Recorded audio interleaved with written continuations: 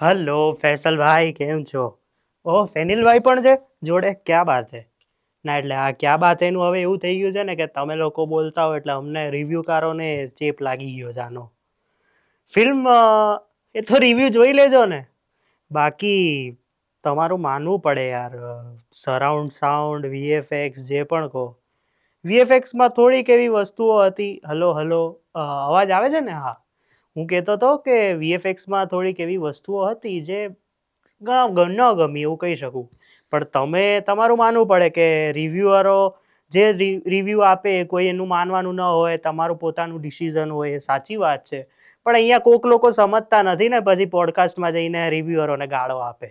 અચ્છા, એ બધું છોડો, મારે તમને બેને ખાલી એક વાત કહેવી હતી. હલો. હા, સાંભળો તો હું કહેતો હતો કે મારી માટે કંઈક આમ રોલ હોઈ શકે ફાટીને 2 કે એમાં. હલો હલો, કાપી નાખ્યો. चलो कोई बात नहीं, इन्होंने तो फ़ोन काट दिया. अपनी रिस्पॉन्सिबिलिटी रहती है कि अपन रिव्यू करें फिल्म का. तो आज मैं फाटी ने फिल्म देख के आया हूँ. गुजराती मूवी है जिसमें हितू कनोडिया, स्मित पंड्या, हेमिन त्रिवेदी, आकाश झाला, कौशंबी भट्ट, चेतन दैया और गेस्ट अपीयरेंस में है मोना ठीबा कनोडिया. जितना ये लोग मेरे को याद आ रहे हैं. स्टोरी इस प्रकार से है कि जो परम लाल है जो कि हितू कनोडिया का कैरेक्टर है और पदम लाल जो स्मित पंड्या का कैरेक्टर है, वो दोनों दोस्त होते हैं. और उनको एक टास्क दिया जाता है कि एक दिन के लिए सिर्फ आपको हवेली में रुकना है, मेलबर्न मेंशन में रुकना है, जहाँ पे लोग कहते हैं कि भूत है. ये लोग रुकने जाते हैं और मेन रीज़न इस चीज़ का ये होता है कि उनकी जो बेटी होती है वो अपने नाना के साथ रहती है, जिनसे अपनी कस्टडी में से लेके अपने साथ रखना चाहते हैं, जो उनकी बेटी है हितू कनोडिया की. लेकिन वहां जाके पता चलता है या फिर पहले भी पता होता है सबको कि वहां पे एक भूत है.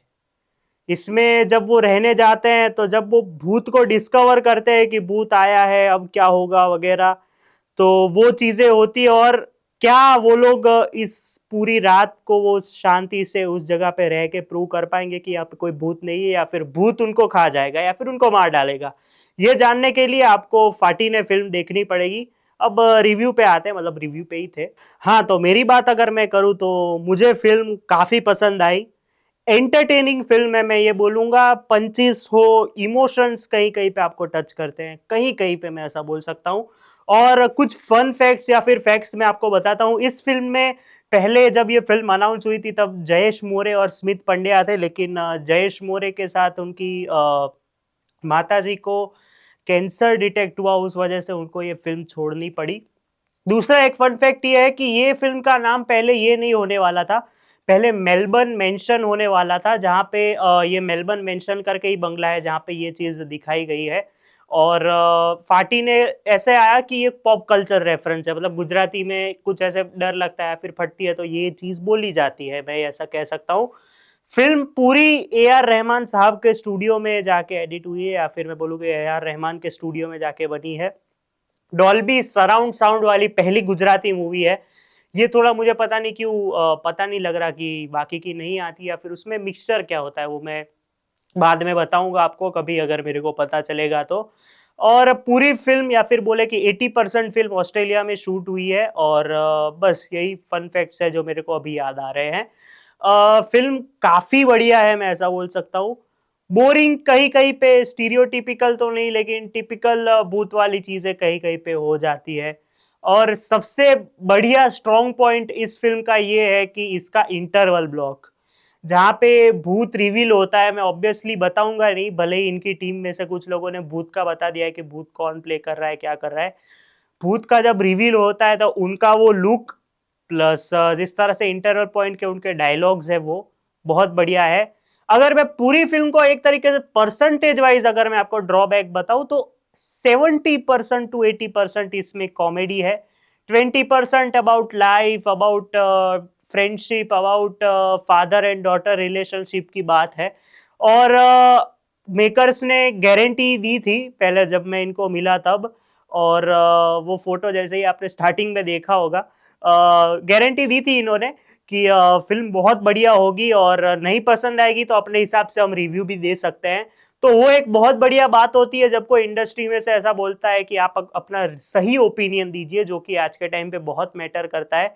और फाटीने के केस में ये है कि हॉरर कॉमेडी जॉनर आजकल बहुत पॉपुलर हो रहा है। अगर मैं आपको बताऊं, गुजराती में अब तक हॉरर कॉमेडी में जितनी मैंने फिल्में देखी, एक अफरा तफरी जो 2018-19 में आई थी, फिर जमकुड़ी और फाटी ने। अभी अफरा तफरी के बाद ये फिल्म अनाउंस हो गई थी और आने ही वाली थी, लेकिन कुछ रीजंस की वजह से डिले हो गई, तो that makes this movie the second horror comedy in Gujarat. लेकिन कोई बात नहीं, स्टोरी वाइज बहुत बढ़िया मेहनत की है। पहले ही सीन में आपको एक गुज्जू, टिपिकल गुज्जू रेफरेंस मिल जाता है। और आगे जाके अगर मैं बताऊं तो जिस तरह से जो एक भूत, क्या वो भूत कौन है, और ये जो भूत है जो ये लोग भी प्रमोट कर रहे हैं कि ये भूत हमारी लोक कथा, गुजराती लोक कथा में से आता है, तो आप वो भी एक गेस करिए अपने आप में। तो भूत के रिलेटेड क्या मिस्ट्री है, और चेतन दहिया, कौशंबी भट्ट किस तरह से इस फिल्म में इन्वॉल्व होते हैं, तो वो सब देखने में आपको ज्यादातर मजा आएगा, मैं ऐसा कह सकता हूँ। प्लस दूसरी चीज ये है कि कहीं पे भी आपको फिल्म बोर नहीं करती है। मतलब कुछ ऐसे सीन्स है, या फिर एक मेजर ड्रॉबैक इस फिल्म का ये है कि 2 घंटे 46 मिनट की फिल्म है, 46 मिनट्स की फिल्म है, तो वो एक मेजर ड्रॉबैक हो जाता है कि कुछ स्टोरी वाइज, या फिर जो मैं आगे भी एक कैरेक्टर की बात करूंगा जिनकी जरूरत नहीं थी एक तरीके से, तो लेकिन कोई बात नहीं। तो वो एक मेजर ड्रॉबैक बन जाता है एक हॉरर कॉमेडी में। ये फिल्म कहीं कहीं पे मेरे को लगता है 2.5 घंटे या फिर 2.25 घंटे में आराम से खत्म हो जाती, लेकिन थोड़ा ज्यादा हो गया। इस फिल्म में आपको कॉमेडी तो भरपूर मिलेगी, इमोशंस रॉ नहीं है वो जैसे होने चाहिए, लेकिन इमोशनल सीन्स कुछ कुछ जगह पे, स्पेशली क्लाइमेक्स में हो, या फिर फर्स्ट हाफ के स्टार्टिंग में जो हितू कनोडिया की बैक स्टोरी है वो बहुत बढ़िया है।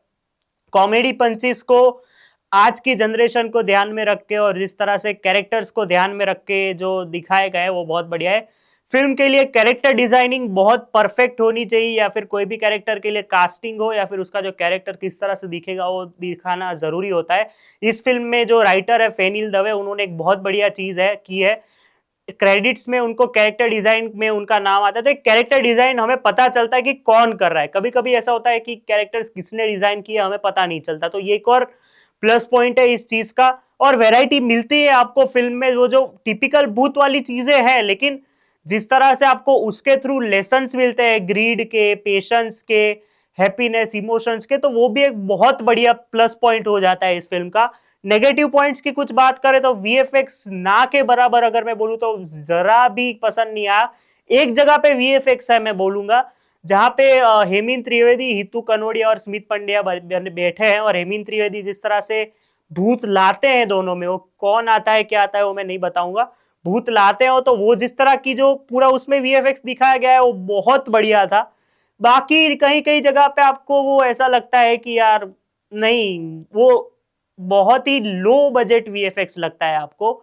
दूसरा नेगेटिव पॉइंट यही है कि इसका जो ड्रॉबैक है मेजर, जो मैंने बोला कि रन टाइम आपको इतना स्लो, कहीं कहीं पे आपको ऐसा लगता है कि कुछ कुछ सीन स्ट्रेच्ड है। जैसे कि स्मित पंड्या और आकाश जाला वाला जो डांस वाला सीन है, उसके बाद का जिस तरह से वो जो पूरा जो एक कन्विंस करने की टेक्निक होती है कि चलो यार अभी तो तुम्हें ये करना ही पड़ेगा, अब मैं नहीं करूंगा, वो नहीं करूंगा, तो उसमें थोड़ा ज्यादा स्ट्रेची फील हो जाता है आपको। कोई बात नहीं।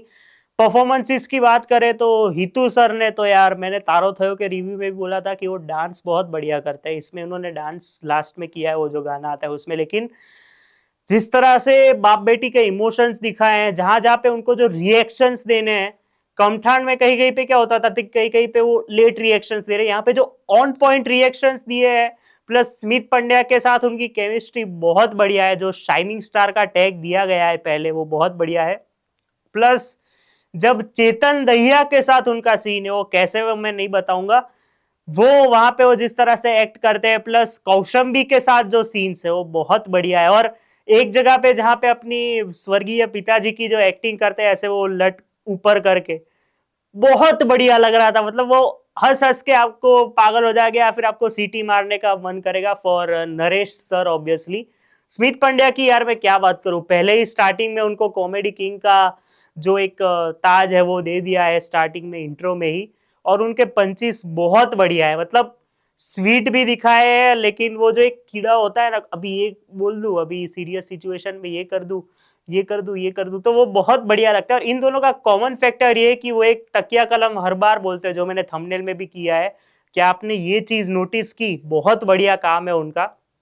और कॉमेडी हो और इमोशन सीन्स में भी, प्लस कौशंबी के साथ उनके भी जो सीन्स है साथ में जो हितू सर के साथ है, भाई यार मतलब बहुत बढ़िया काम है उनका। मतलब अगर आपकी फिल्म में स्मित पंड्या और हेमंत त्रिवेदी अगर साथ में, फिर आपको कुछ नहीं चाहिए, कॉमेडी में तो चाहिए ही नहीं।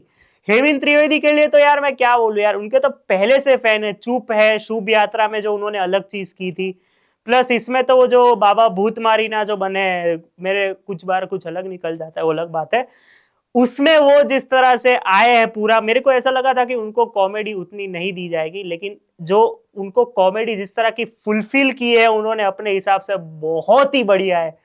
कहीं पे भी आपको एक उनका डायलॉग है जहां पे आप ऐसे लग रहे हैं ये क्या बोल दिया, एक है सरस सरस खाओ चरस, मतलब अरे भाई मतलब बहुत सारी चीजें हैं इसमें जो आपको देखने को बढ़िया से मिलती है। चेतन दैया कौशंबी भट्ट का काम छोटा सा है लेकिन बहुत इंपैक्टफुल है, मैं ऐसा बोलूंगा। सेम गोज फॉर आकाश जाला, इंपॉर्टेंट काम है।